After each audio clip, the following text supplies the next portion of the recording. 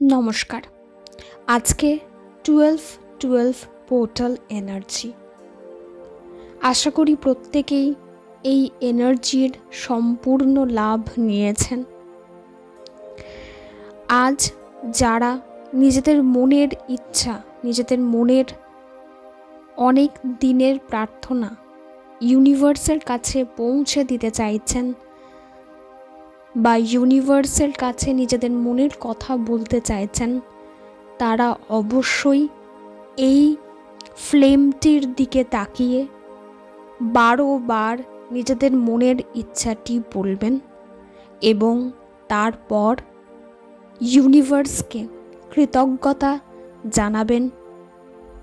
অবশ্যই ভিডিওটিকে লাইক এবং শেয়ার করবেন। গভীর নিঃশ্বাস নিন এবং ত্যাগ করুন। এরপর আপনাদের ইচ্ছা আপনারা বলতে শুরু করুন।